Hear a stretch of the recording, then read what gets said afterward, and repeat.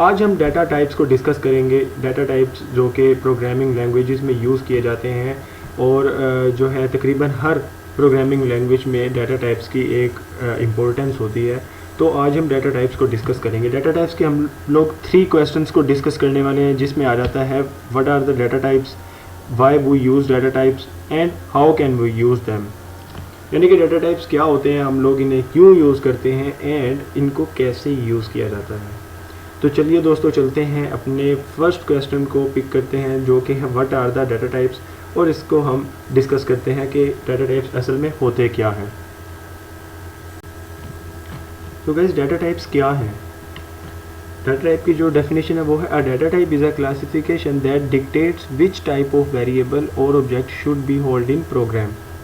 Data type एक variable या एक ऑब्जेक्ट को एक पहचान दे देता है, एक आइडेंटिफिकेशन दे देता है कि वो किस टाइप का वेरिएबल है या किस टाइप का ऑब्जेक्ट है।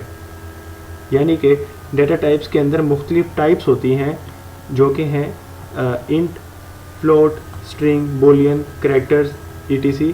और ये होती हैं डाटा टाइप्स की टाइप्स, यानी कि इंटीजर हो गया, फ्लोट हो गया, स्ट्रिंग, बूलियन और कैरेक्टर। इनमें से कौन सी टाइप होनी चाहिए ऑब्जेक्ट की या कौन सी टाइप होनी चाहिए वेरिएबल की, ये डाटा टाइप से हम लोग एक वेरिएबल या ऑब्जेक्ट को एक टाइप दे सकते हैं एक डाटा की।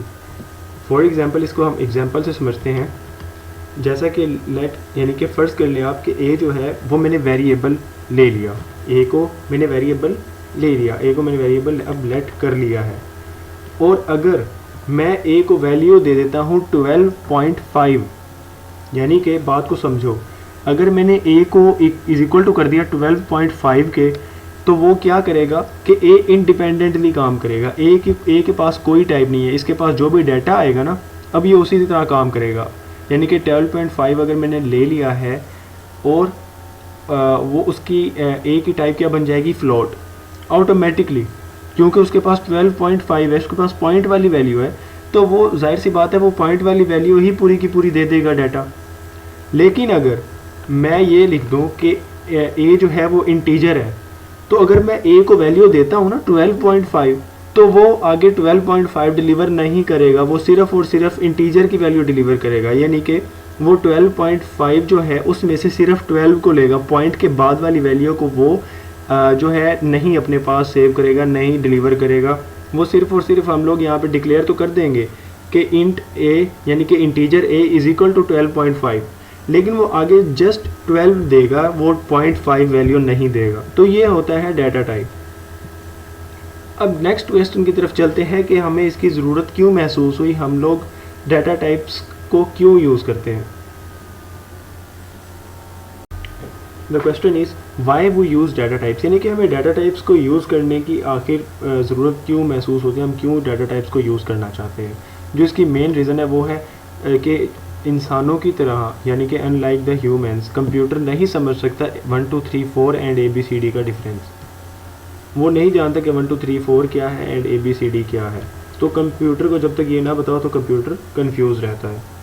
तो इसलिए इसको बताने के लिए ज़रूरी होता है कि हम किस टाइप का डाटा यूज़ कर रहे हैं।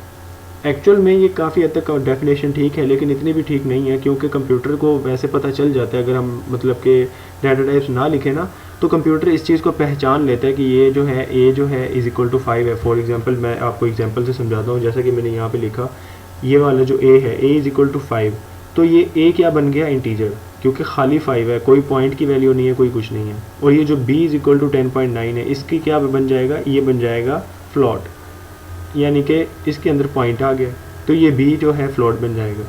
अब जो c is equal to a plus b मैंने किया, तो ये क्या मुझे वैल्यू देगा, 10.9 प्लस 5 क्या बनता है, 15.9।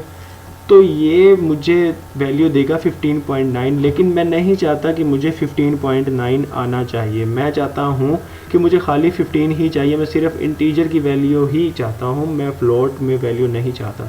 तो इसीलिए जो आउटपुट वैल्यू होगी उसको मैं क्या करूँगा, c is equal to integer, यानी कि c को इंटीजर के इक्वल कर दूँगा। तो क्या होगा कि जो आउटपुट वैल्यू होगी वो इंटीजर आएगी।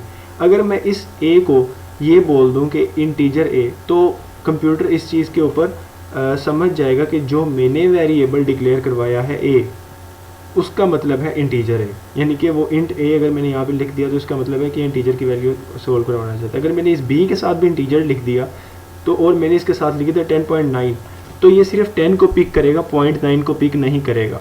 अगर मैं यहाँ पे इंटीजर लिख देता हूँ, इसी बी के साथ ही अगर मैं यहाँ पे इंटीजर लिख दूँ तो ये सिर्फ इंटीजर एज इंटीजर वैल्यू उठाएगा, ये जो है 9 नहीं उठाएगा। अगर मैं इसके साथ स्ट्रिंग लिख देता हूँ तो ये कुछ भी नहीं करेगा, क्योंकि ये स्ट्रिंग जो है वैल्यूज़ को सम नहीं करता और वो मतलब कि वो मल्टीप्लाई डेफिनेशन मल्टीप्लाई या वो डिवीजन वगैरह के ऑपरेशंस परफॉर्म नहीं करता, वो होता है स्ट्रिंग।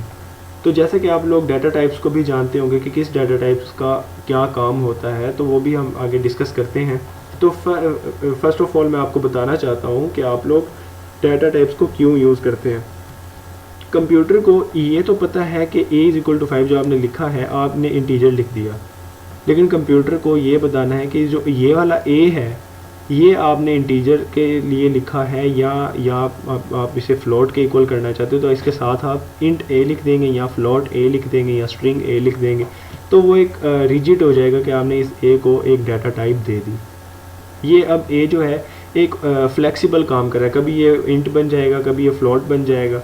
लेकिन अगर ये जैसा कि बड़े ऑपरेशंस में, जैसा कि मैं कैलकुलेटर बना रहा हूँ फॉर एग्जांपल, तो मुझे कैलकुलेटर में सिर्फ इंटीजर वैल्यू चाहिए, मैं फ्लोट वैल्यू नहीं चाहता, तो मैं सीधा सीधा इस ऑपरेशन को, इसके प्लस ऑपरेशन को इंटीजर बना दूंगा। जैसा कि c=a+b है तो ये वैल्यू बनेगी 15.9, लेकिन जैसे ही मैं इसको इंटीजर के इक्वल टू कर देता हूँ, c=int, यानी कि c=इंटीजर, तो ये मुझे इंटीजर में वैल्यू देगा।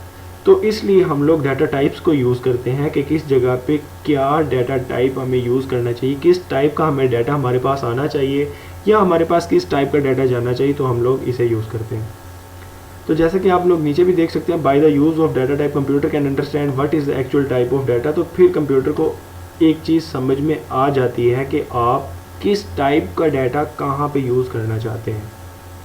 अब कंप्यूटर ने खुद से समझा, अगर आपने यहाँ पे a=5 लिख दिया, अब कंप्यूटर खुद से ही समझ रहा है कि आपने जो है a को इंटीजर के इक्वल कर दिया, यानी कि a को इंटीजर वैल्यू दे दी, तो अब a क्या है, इंटीजर है। अगर इसी a को ही आप =5.5 दे दोगे तो वो इस a को अब एज अ फ्लोट लेगा। तो लेकिन मैं तो चाहता हूँ कि वो सिर्फ और सिर्फ इंटीजर ले। अगर कुछ कंडीशंस ऐसी आ जाती हैं कि मैं चाहता हूँ कि मुझे फ्लोट का डाटा नज़र नहीं आना चाहिए, तो मैं क्या करूँगा, इसके साथ जस्ट इंट लिख दूँगा, int इंट। जैसे कि आपने मार्क्स देखे होंगे अपने रिज़ल्ट का, फाइनल रिज़ल्ट जब आपका आता है तो आपके पॉइंट में मार्क्स नहीं होते, आपके सिर्फ इंटीजर फॉर्म में जो है मार्क्स होते हैं, जैसा कि 250 हो गए या 370 हो गए, कुछ भी आपके मार्क्स। आपके कभी भी मार्क्स ऐसे नहीं आए होंगे कि 350.5 या 350.9 या 370.8, इस तरह आपके मार्क्स नहीं आते, आपके जस्ट इंटीजर फॉर्म में मार्क्स आते हैं। वो क्यों आते हैं, क्योंकि उसके जो कैलकुलेशन प्रोग्राम है उसके अंदर बता दिया जाता है कि मुझे क्या रिज़ल्ट सिर्फ और सिर्फ इंटीजर फॉर्म में ही चाहिए, मुझे फ्लोट वाली वैल्यू, पॉइंट वाली वैल्यू नहीं चाहिए। तो ये चीज़ होता है डाटा टाइप का कंसेप्ट। अब आगे चलते हैं कि हम डाटा टाइप्स को किस तरह से यूज़ कर सकते हैं। How can we use the data types.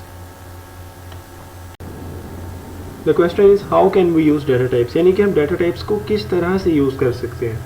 First of all ये तो एक ऑपरेशन पे जो है, प्रोग्रामिंग ऑपरेशंस पे डिपेंड करता है कि हम किस तरह के डाटा टाइप्स को किस वक्त यूज़ करना चाहते हैं।